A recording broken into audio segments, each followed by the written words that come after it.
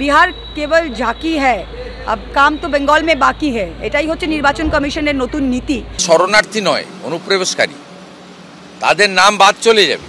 চলতি বছরে বিধানসভা ভোটের আগে বিহারে জাতীয় নির্বাচন কমিশনের স্পেশাল ইন্টেন্সিভ রিভিশন বা বিশেষ নিবিড় সংশোধন নিয়ে ইতিমধ্যেই সুর চড়িয়েছে তৃণমূল। এবার জল গড়ালো আদালতে। বিহারের জাতীয় নির্বাচন কমিশনের এসআইআর এর বিজ্ঞপ্তিকে চ্যালেঞ্জ করে এবং পশ্চিমবঙ্গ সহ বাকি রাজ্যে এই ধরনের কর্মসূচিতে স্থগিতাদেশ চেয়ে সুপ্রিম কোর্টে মামলা করলেন তৃণমূল সাংসদ মহুয়া মৈত্র। এটা কি ঘুরিয়ে কোনো একটা ভাবে এনপিআর অথবা এনআরসির কোনো প্রস্তুতি, নাকি ভোটারদেরকে খারিজ করার একটা প্রস্তুতি?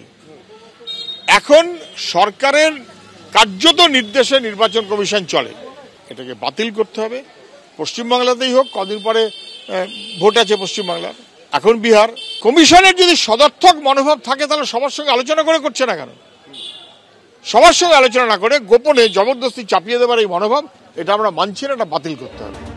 2025-এর অক্টোবর নভেম্বরে বিহারে বিধানসভা নির্বাচন হওয়ার কথা। তার আগে 24শে জুন বিহারের ভোটার তালিকায় বিশেষ নিবিড় সংশোধনের ঘোষণা করে জাতীয় নির্বাচন কমিশন। বলা হয়, যাদের নাম ইতিমধ্যে ভোটার তালিকায় রয়েছে তাদেরও নির্দিষ্ট নথি দেখাতে হবে। ভোটার কার্ড বা আধার কার্ডের নথি গণ্য করা হবে না। এক্ষেত্রে জন্মের শংসাপত্র দেখাতে হবে। নির্বাচন কমিশনের এই নির্দেশিকা নিয়ে সরব হয় কংগ্রেস, তৃণমূল সহ একাধিক বিরোধী দল। ডিক্লারেশন ফর্ম করেছে একটা, ভোটার লিস্টের নাম তুলতে গেলে অ্যানেক্সচার ডিতে declaration form. I was born in India between 1/7/1987 and 2/12/2004। মানে 1947 সাল থেকে কোনো কাউন্ট হবে না। বাবা মায়ের বার্থ সার্টিফিকেটও দিতে হবে। এটা কি হচ্ছে? এই প্রেক্ষাপটে মঙ্গলবার জাতীয় নির্বাচন কমিশনের সঙ্গে বৈঠক করে তৃণমূলের প্রতিনিধি দল। সেখানে 2003-এর বদলে 2024 সালের ভোটার তালিকাকে ভিত্তি ধরে সংশোধন করা সহ একাধিক দাবি জানানো হয়।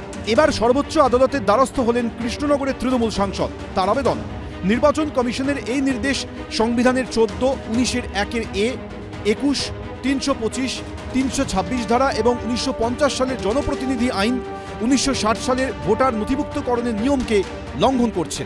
মহুয়া মৈত্রের দাবি, এই নির্দেশ খারিজ করা না হলে বৈধ ভোটারদের ভোটাধিকার থেকে বঞ্চিত করা হবে, যার ফলে গণতন্ত্র এবং অবাধ ও সুষ্ঠু নির্বাচন প্রক্রিয়া ব্যাহত হবে। যে আমাদের নির্বাচন আসে 26-এ, সেটা কিভাবে বিজেপিকে সাহায্য করে বাংলার ভোটারদের ভোটাধিকার কেড়ে নেওয়া যায়, এটাই হচ্ছে তাদের মূল উদ্দেশ্য।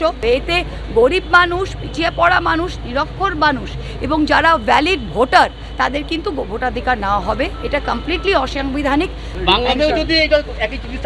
বাংলাতে অবশ্যই হবে, ওদের প্ল্যানটাই এটা যে বিহার করেই বাংলা শুরু করবে। এখানে ভোটার লিস্টে প্রচুর রোহিঙ্গা মুসলমানের নাম আছে, তাদের নাম বাদ চলে গেলে অসুবিধা হবে। মমতা ব্যানার্জির ভোট ব্যাংকে 12-14 বছরের বাচ্চারও নাম আছে, সেই সব লোকের নাম চলে যাবে, ভয়ে তাই করছে। ভুয়া ভোটারদের নাম বাতিল হয়ে যাবে। এর ফলে যে 20% ভোট এদিক ওদিক করে এবং বিকেল 4টে থেকে 6টা পর্যন্ত ক্যামেরা বন্ধ করে যে ভোট হয়, সে ভোট হবে না, তাই সমস্যা হচ্ছে। শনিবার জাতীয় নির্বাচন কমিশন জানিয়েছে, বিহারে ভোটার তালিকা সংশোধন এবং স্পেশাল ইন্টেন্সিভ রিভিশনের কাজ জোর কদমে চলছে। প্রদ্যোৎ সরকার, অরিত্রিক ভট্টাচার্য, হিন্দোল দে, এবিপি আনন্দ।